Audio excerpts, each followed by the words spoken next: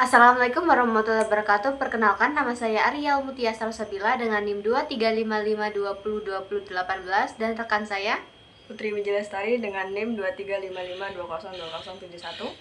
Vika Emilia dengan NIM 235520007. Di sini kami akan mempresentasikan tentang sistem penunjang keputusan penjurusan siswa MA Al Mustafa dengan menggunakan metode SAW. Dimulai dari latar belakang, perkembangan teknologi informasi dan komunikasi berperan penting dalam dunia pendidikan, tidak hanya sebagai media pembelajaran tetapi juga sebagai alat bantu pengolahan data dan pengambilan keputusan yang lebih efektif dan akurat.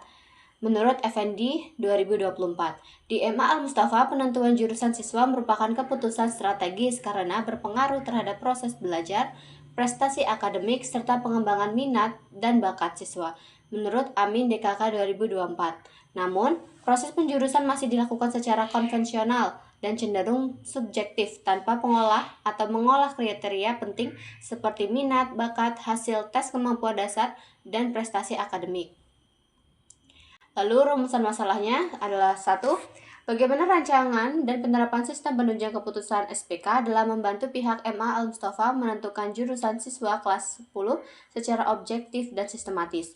2. Bagaimana penerapan metode Simple Active Weighting atau SAW di dalam sistem penunjang keputusan untuk menghitung dan menentukan rekomendasi jurusan siswa berdasarkan kriteria yang bersifat benefit dan cost. Lalu nomor 3, bagaimana hasil rekomendasi jurusan siswa yang diperoleh dari penerapan metode SAW pada sistem penunjang keputusan penjurusan siswa di MA Al Mustafa.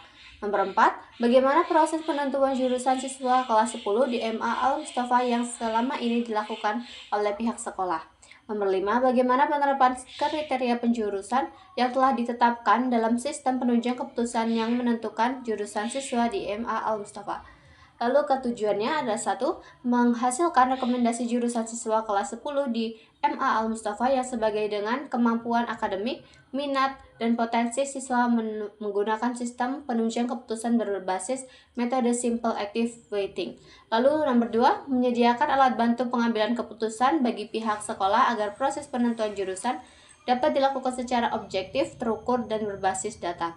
Nomor 3, menerapkan metode SAW dalam sistem penunjang keputusan untuk meminimalkan subjektivitas dalam proses penjurusan siswa. Lalu nomor 4-nya ada meminimalkan subjektivitas dalam penentuan jurusan siswa melalui penerapan metode SAW pada sistem penunjang keputusan. Lalu yang terakhir, menghasilkan rekomendasi jurusan siswa yang sesuai dengan kemampuan akademik, minat, dan potensi siswa di MA Al Mustafa. Manfaatnya, secara teoritis, penelitian ini memberikan kontribusi dalam pengembangan penerapan sistem penunjang keputusan, khususnya metode Simple Additive Weighting atau SAW, dalam konteks penentuan jurusan siswa di madrasah aliyah. Hasil penelitian ini memperkuat penggunaan pendekatan berbasis data dalam membantu pihak sekolah sebagai pengguna sistem dalam mengambil keputusan penjurusan yang lebih objektif dan terstruktur. Secara praktis, sistem penunjang keputusan yang dibangun dapat digunakan oleh MA Al Mustafa melalui guru dan wali kelas sebagai pengguna sistem untuk mengelola data siswa, melakukan perhitungan berbasis metode SAW, dan menghasilkan rekomendasi jurusan secara sistematis, sehingga proses penjurusan siswa dapat dilakukan secara lebih efisien, transparan, dan berbasis data. Untuk batasan masalahnya, 1. Penelitian ini dilakukan pada siswa kelas 10 Madrasah Aliyah MA Al Mustafa yang akan menentukan jurusan pada saat memasuki kelas 11. 2. Metode yang digunakan dalam sistem penunjang keputusan ini adalah Simple Additive Weighting atau SAW. Nomor 3, kriteria yang digunakan dalam penentuan jurusan siswa terdiri dari 6 kriteria, yaitu nilai akademik, minat siswa, bakat siswa, hasil tes kemampuan dasar, prestasi akademik, beban akademik jurusan, yang merupakan kriteria benefit, sedangkan beban akademik merupakan kriteria cost. Nomor 4, alternatif yang dianalisis dalam penelitian ini terbatas pada jurusan yang tersedia di MA Al Mustafa, yaitu IPA dan IPS. Nomor 5, penelitian ini tidak membahas aspek teknis pengembangan perangkat lunak secara mendalam, melainkan berfokus pada proses analisis dan perhitungan sistem penunjang keputusan. Selanjutnya, tinjauan teori mengenai sistem penunjang keputusan atau SPK, yang merupakan sistem berbasis komputer yang dirancang untuk membantu pengambilan keputusan pada permasalahan semi terstruktur atau tidak struktur dengan memanfaatkan data dan model analisis tertentu. Menurut Turban, Arson, dan Liang, SPK tidak menggantikan peran pengambil keputusan, melainkan menyediakan informasi, model analisis, dan alternatif solusi untuk mendukung proses evaluasi dan pemilihan keputusan. Tujuan utama SPK sendiri adalah untuk meningkatkan efektivitas dan efisiensi pengambilan keputusan melalui penyediaan informasi yang relevan, analisis yang mendalam, serta pengurangan waktu pemrosesan data. Penjurusan siswa pada MA Mustafa. Penjurusan siswa merupakan proses pengelompokan siswa ke dalam bidang studi tertentu, seperti IPA dan IPS, berdasarkan minat, bakat, dan kemampuan akademik siswa agar proses pembelajaran lebih fokus dan sesuai dengan potensi serta rencana masa depan mereka.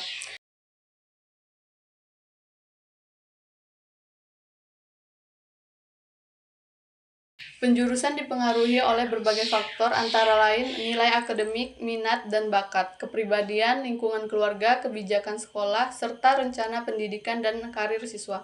Tujuan utama penjurusan adalah mengoptimalkan potensi individu, meningkatkan efektivitas dan motivasi belajar, serta mempersiapkan siswa untuk melanjutkan pendidikan ke jenjang yang lebih tinggi atau memasuki dunia kerja sesuai dengan bidang yang dipilih. Selanjutnya, metode Simple Additive Weighting atau SAW.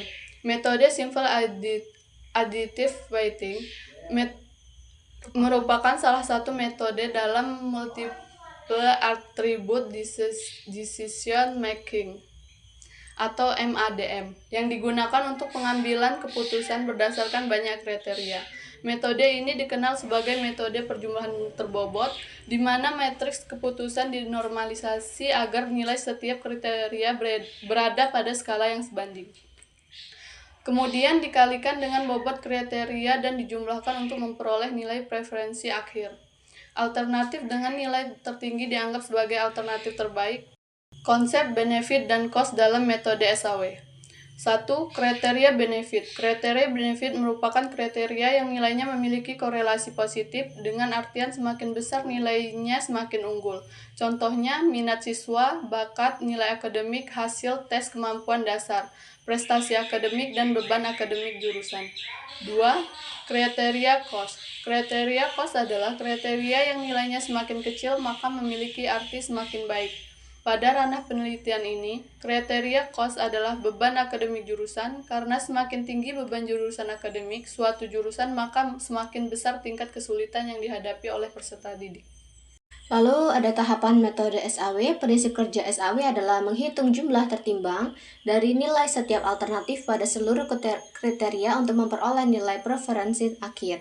Tahapan metode SAW ini meliputi 1. Menentukan alternatif keputusan yang akan dievaluasi. 2. Menentukan kriteria penilaian yang relevan dan terukur. 3. Memberikan bobot pada setiap kriteria sesuai tingkat kepentingannya. Lalu ada 4. Menyusun matriks keputusan yang memuat nilai alternatif terhadap kriteria. Lalu 5. Melakukan normalisasi matriks keputusan berdasarkan jenis kriteria, yaitu benefit atau cost. 6. Menghitung nilai preferensi dengan menjumlahkan hasil perkalian nilai normalisasi dan bobot kriteria. 7. Dan yang terakhir, menentukan peringkat alternatif di mana nilai preferensi tertinggi menjadi rekomendasi terbaik. Lalu ada rumusnya seperti yang bisa kita lihat. Kriteria benefit adalah RIJ sama dengan XIJ per MAX atau max buka kurung XIJ tutup kurung. Jika semakin besar semakin baik. Lalu jika kriteria cost adalah RIJ sama dengan min buka kurung XIJ tutup kurung per XIJ. Jika semakin kecil semakin baik keterangannya. X sama dengan XIJ sama dengan matriks keputusan. Lalu RIJ adalah nilai normalisasi. WJ sama dengan bobot kriteria. Dan N adalah jumlah kriteria. Nilai preferensi SAW bisa kita lihat jumlahnya atau rumusnya, yang berarti FI adalah nilai preferensi, WJ adalah bobot kriteria, RIJ adalah hasil normalisasi. Penentuan keputusannya adalah alternatif dengan FI terbesar adalah pilihan terbaik. Lalu metode SPK. Kelebihan metode SPK adalah 1. Mudah dipahami dan diimplementasikan. 2. Proses perhitungan relatif sederhana dan efisien. 3. Dapat digunakan untuk menangani banyak kriteria. 4. Hasil akhir berupa peringkat alternatif yang mudah dianalisis. Selanjutnya, keterkaitan metode SAW dengan penjurusan siswa. Metode SAW sangat relevan digunakan dalam penentuan jurusan peserta didik karena mampu mengolah berbagai macam kriteria secara faktual. Dengan memanfaatkan metode SAW, pihak sekolah dapat mendapatkan rekomendasi jurusan berdasarkan nilai preferensi yang dihasilkan dari perhitungan matematis. Maka, keputusan penjurusan siswa menjadi lebih terukur, transparan, dan adil.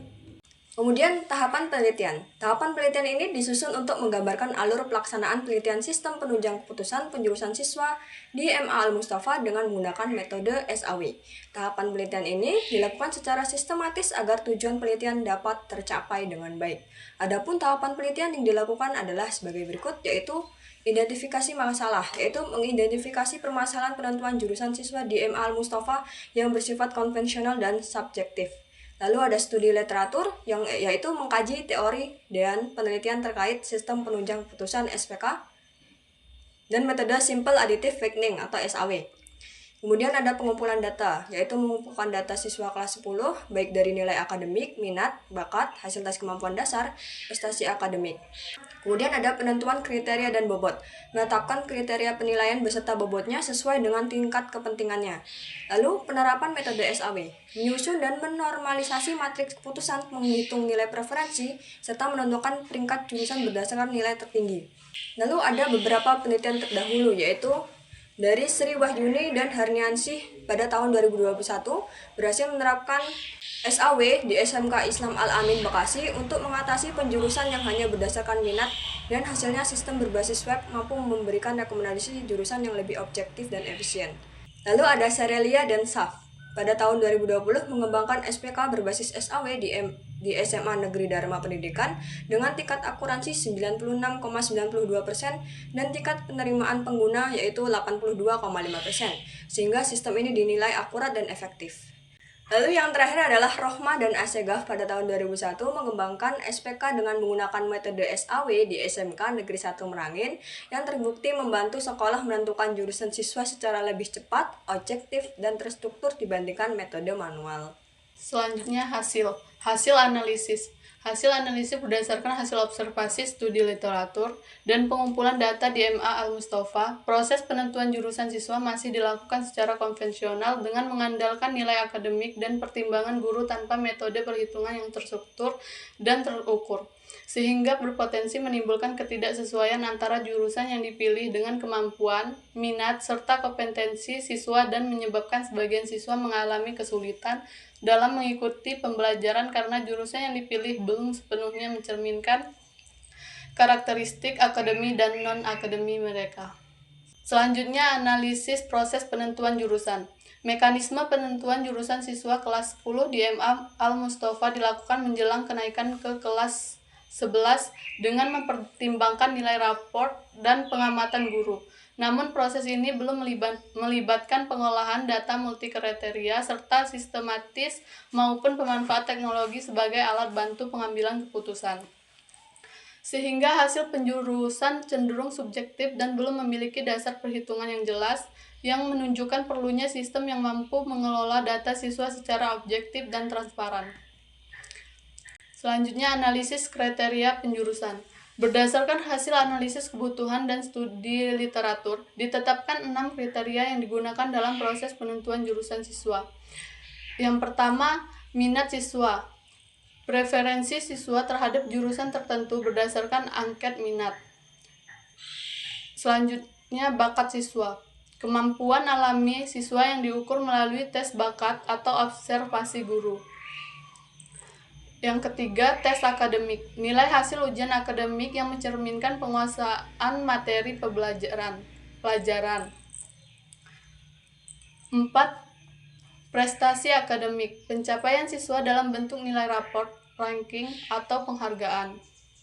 Yang kelima, tes kemampuan dasar. Hasil tes kemampuan umum seperti logika, numerik, dan verbal. Yang terakhir, beban akademik.